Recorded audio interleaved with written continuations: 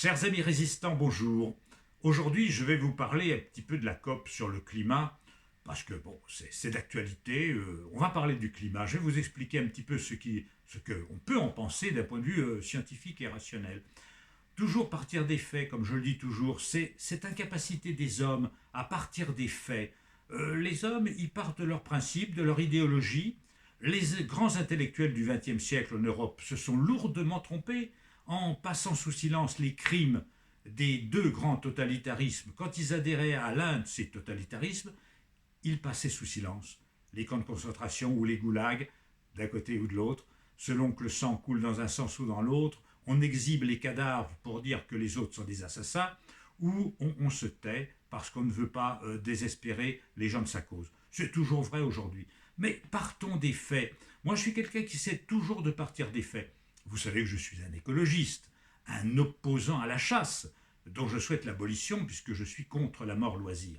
Il y a 4 ans de cela, une jeune femme avait été tuée en forêt de l'Oise par un chien et se déroulait dans le même temps une chasse à courre. Donc évidemment, nous qui considérons, et je les considère, les veneurs comme des ennemis de la sensibilité, j'aurais été enclin à les accuser d'avoir tué cette femme. Je ne l'ai pas fait. Je ne l'ai pas fait parce que les faits sont les faits. Il faut toujours partir de la vérité des faits, quel que soit le plaisir ou le déplaisir que cela nous occasionne. Ne partons pas de nos idées, de notre idéologie, mais partons des faits.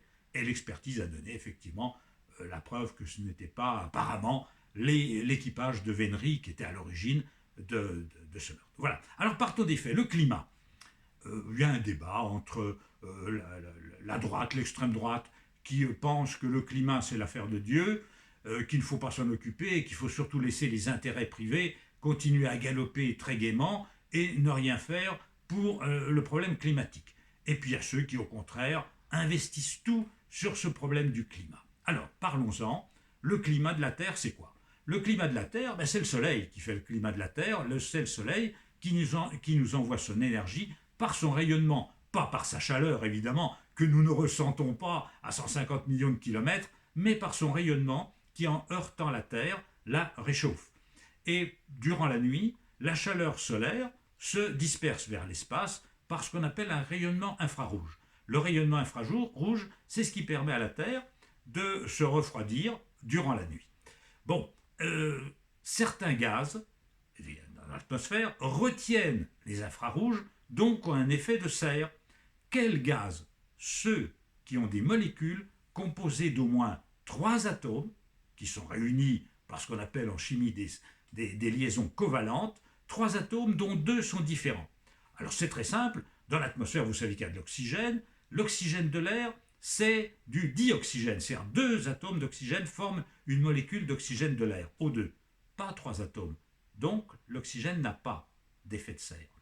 L'azote, de même, qui compose l'atmosphère, n'a pas 3 atomes, donc pas d'effet de serre. En revanche, le gaz carbonique, CO2, 2 atomes d'oxygène, 1 atome de carbone, 3 atomes, c'est un gaz à effet de serre qui retient le rayonnement infrarouge pendant la nuit, donc il protège la Terre. L'effet de serre est-il utile? Oui, car s'il n'y avait pas d'effet de serre, la température moyenne du globe serait de moins 18 degrés, il n'y aurait pas de vie.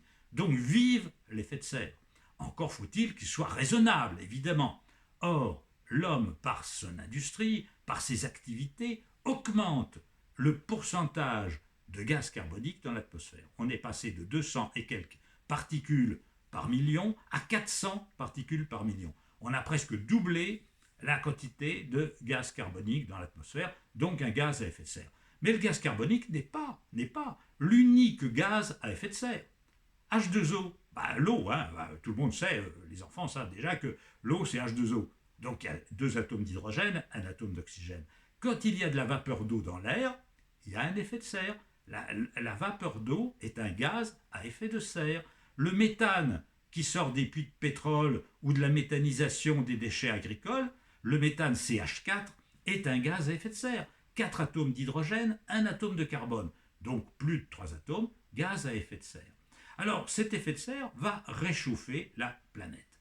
C'est indéniable, et ceux qui nient le fait du réchauffement climatique sont absurdes. Ils n'ont pas l'esprit scientifique, ils n'ont pas l'esprit rationnel, ils ne savent pas ce que je viens de vous expliquer très rapidement, peut-être d'une manière un peu succincte, mais très juste du point de vue physique, cet effet de serre des gaz qui comprennent 3 atomes dans leurs molécules. Donc, gaz carbonique, notamment méthane, vapeur d'eau, tout ça.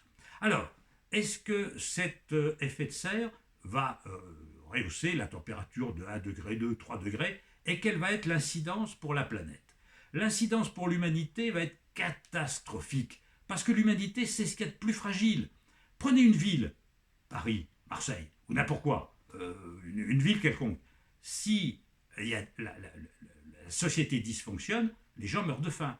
On ne produit rien à Paris pour vivre, ni à Marseille, ni à Lyon, ni nulle part. Hein. Donc, l'humanité, c'est ce qu'il y a de plus fragile. L'humanité vit actuellement, et vit bien, exploite la Terre, mais parce que nous avons mis en place un système extrêmement complexe d'échanges internationaux ou d'échanges nationaux qui font qu'on peut vivre comme ça. Si la mécanique se dérègle d'une manière ou d'une autre, c'est la chute totale. Donc l'humanité va être tout à fait impactée dans son agriculture, dans la vie même, par l'élévation de la température. Et dans les régions subtropicales, c'est-à-dire autour des zones tropicales, l'Afrique du Nord, le Golfe, ou certaines régions d'Amérique du Sud, au Chili par exemple, vont devenir absolument invivables. Invivables parce que pendant les étés, on va atteindre des températures de 50 degrés.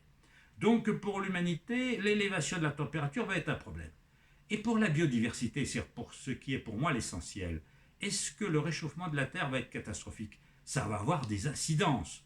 La forêt actuellement est malade en Europe, parce que la température, la sécheresse s'aggrave pendant l'été, donc notre forêt est en train de dépérir, c'est certain. Mais d'un autre côté, réfléchissez à quelque chose. La vie est née où? Sous les tropiques, sous l'équateur. D'ailleurs, notre espèce sort d'Afrique, sort de zones chaudes. Il y a beaucoup plus de vie sous les tropiques ou à l'équateur, en forêt amazonienne ou en forêt du Congo, qu'il n'y en a dans les déserts glacés des pôles.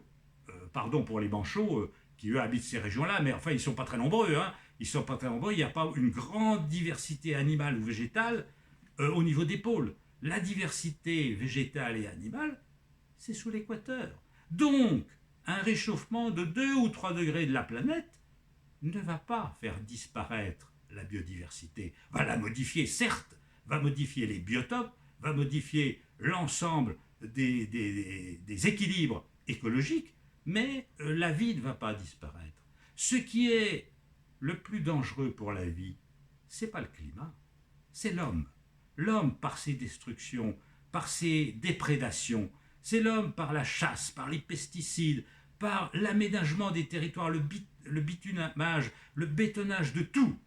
Et ça, voyez-vous, c'est la principale agression que l'homme commet contre sa planète. C'est pour cela que moi, je dis que le principal péril pour la viabilité de la Terre, c'est pas l'altération du climat qui est d'origine humaine. Hein, il ne s'agit surtout pas d'être climato-sceptique, ce qui est ridicule. C'est plutôt des climato-négationnistes, c'est-à-dire des gens qui sont dans la négation des faits, de la réalité. Mais moi, je réfléchis aux conséquences objectives des choses. L'élévation de la température globale va avoir des effets catastrophiques pour l'humanité, qui est un équilibre extrêmement fragile et extrêmement complexe, mais pour la biodiversité, le principal fléau planétaire, c'est l'homme lui-même. C'est pour ça que je dis qu'il est important d'abolir la chasse-loisir, et on en parlera à l'occasion, de limiter, ce que ne veut pas la droite de l'argent, les pesticides, d'arrêter l'artificialisation des espaces. Il faut cesser de bétonner, de bitumer, de créer des routes partout et de dévaster la planète.